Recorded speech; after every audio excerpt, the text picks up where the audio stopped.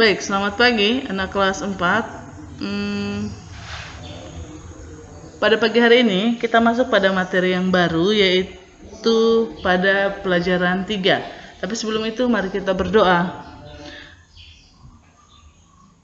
Terima kasih Tuhan, Engkau masih mengasihi kami, itu nyata dikala kami masih menghirup udara segar dan juga diberikan nafas kehidupan. Tuhan, pada saat ini kami akan memulai aktivitas belajar mengajar kami. Tuhan sertai bimbing kami, Tuhan, baik sebagai guru maupun siswa. Tuhan, inilah kami menyerahkan seluruh pergumulan hidup kami ke dalam tangan-Mu. Selalulah beserta dengan kami sepanjang pembelajaran ini, hanya di dalam nama-Mu kami berdoa. Amin. Oke, pada pelajaran 3 kali ini yang akan kita bahas adalah atletik. Mungkin bagi kalian atletik itu sesuatu yang baru ya. Apa sih atletik itu? Seperti itu mungkin ya. Oke, untuk pengantarnya, Bu Guru akan menyajikan di situ atletik merupakan induk dari semua cabang olahraga. Kenapa disebut demikian? Karena hampir semua gerakan dasar olahraga bersumber dari gerakan-gerakan atletik. Cabang olahraga atletik sudah dikenal sejak dahulu sehingga disebut sebagai olahraga tertua. Atletik juga merupakan olahraga yang paling murah karena tidak perlu mengeluarkan biaya banyak dan dapat dilakukan di tempat terbuka. Pengertian dari atletik sendiri adalah cabang olahraga yang tumbuh dan berkembang bersama dengan kegiatan alami manusia, yaitu seperti berjalan, berlari, melempar, dan melompat.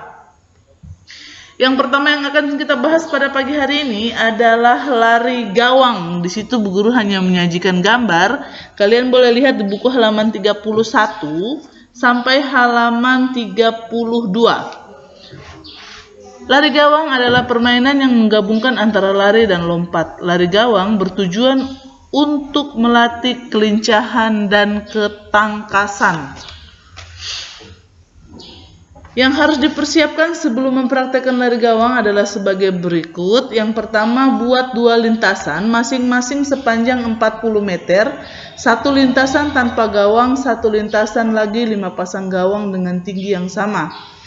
Tinggi gawang 60 cm dan lebar 1 meter. Pasang gawang dengan jarak masing-masing 3 meter. Untuk mempraktekannya, lakukan awalan dengan sikap awalan start jongkok di belakang garis start. Pada hitungan ketiga, larilah secepatnya pada lintasan pertama tanpa gawang.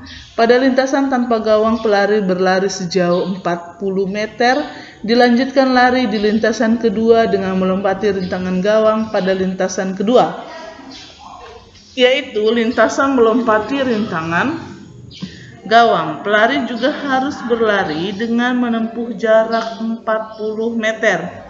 Lompatlah yang tinggi supaya kakimu tidak menyentuh gawang. Pencatatan waktu diambil saat pelari mulai berlari dari garis start hingga sampai di garis finish. Oke. Yang kedua adalah loncat katak. Loncat katak merupakan salah satu gerakan atletik yang menyenangkan. Loncat katak dapat memperkuat otot kaki dan meningkatkan kelincahan. Cara melakukannya ada di buku halaman 33, buku cetak kalian ya. Yang pertama, mulai dari garis start, seorang peserta melakukan loncat katak 3 kali berturut-turut. 2. Lakukan dengan bertumpu dan mendarat menggunakan 2 kaki. Untuk mengukur hasil loncatan, seorang petugas memberikan tanda tempat bagian tubuh yang terdekat dari garis tumpuan. Apabila peserta jatuh ke belakang, maka tandanya adalah pada bagian tubuh yang dekat dengan garis tumpuan. Setiap anak memiliki 2 kali kesempatan meloncat dan hanya hasil loncatan terjauh yang dicatat. Yang berikut adalah lempar turbo. Lempar turbo adalah kegiatan atletik lempar lembing untuk siswa SD. turbo. Turbo itu sendiri adalah lembing yang terbuat dari paralon. Pada bagian ujung turbo terdapat pemberat yang terbuat dari karet atau kayu jati. Lempar berarti membuang jauh-jauh, jadi lempar turbo adalah membuang jauh-jauh turbo. Cara melakukannya, yang pertama peserta berlari dengan awalan 5 meter, lalu melakukan lemparan ke depan. Lemparan dilakukan sebelum garis batas. Peserta diberi kesempatan 2 kali dan keberhasilan dilihat dari lemparan terjauh. Untuk belajar lempar turbo bisa menggunakan alat dari pelepah pisang. Jadi, nggak harus dari paralon yang ujungnya diberikan pemberat yang terbuat dari karet atau kayu jati. Untuk kita latihan awal, kita bisa menggunakan pelepah pisang. Ya. Yang berikut adalah lari estafet kombinasi. Lari estafet adalah salah satu cabang olahraga atletik. Lari estafet disebut juga lari sambung. Lari estafet dilakukan secara berkelompok dan beranting. Beranting di sini dalam arti dari satu teman ke teman yang lain. Jadi tongkat estafet itu dia seperti kayu yang nanti akan di-over, nanti dibuat tim yang mungkin terdiri dari 5 orang anggotanya.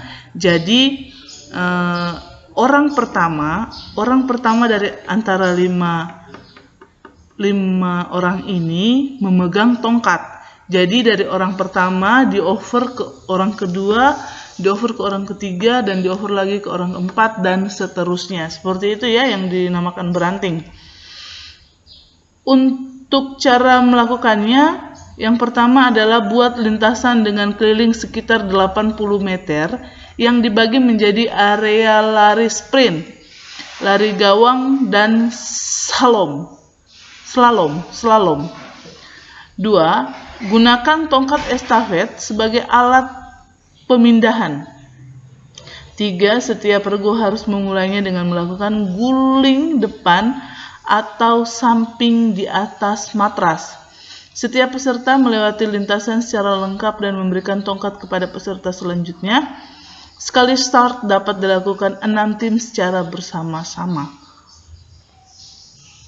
Oke.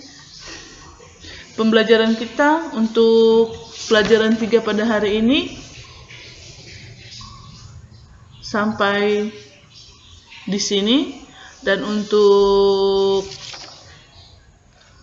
tugas kalian boleh lihat buku halaman 37. Halaman 37